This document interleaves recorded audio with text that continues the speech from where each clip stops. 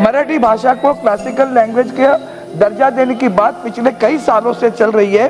मराठी भाषा ही भी प्राचीनतम है, पुरातन है, उसके सारे कागजात प्रूफ अपने सरकार के पास दिए गए हैं, आज तक उसे वो सम्मान नहीं मिला है। बाकी मलयालम, तमिल, तेलुगु इन भाषा को मिला है क्लासिकल लैंग्वेज का दर्जा, वो मराठी भाषा को आज भी नहीं मिला, वो दर्जा आप दे दीजिए।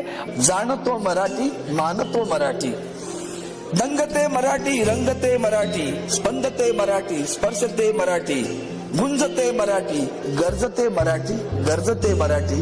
कारण हा महाराष्ट्राच्या अस्मितेचा प्रश्न आहे, महाराष्ट्राच्या मराठी माणसांचा प्रश्न आहे, किंबहुना बृहन महाराष्ट्रातील मराठी माणसांचा प्रश्न आहे। आणि वंदनीय शिवसेना प्रमुखांच्या संस्कारानुसार मराठी भाषेला अभिजात भाषेचा दर्जा मिळाला, यासाठी आदरणीय पक्षप्रमुख उद्धवजी ठाकरे सातत्यानं प्रयत्न करा। आम्ही स्वतः गेली 4 वर्ष प्रयत्न करतोय, सतत ढकलणं चालू आहे प्रत्येक वेळेला। परवा आम्ही लोकसभेत आंदोलन केलं, तुम्ही पाहिलं असेल। मराठी भाषा कुणाकुणाची, संतांची, बुद्धिमंतांची, कृतिवंतांची, बुद्धिवंतांची, शौर्याची, वीराची, साऱ्यांची मराठी भाषा आहे नाही।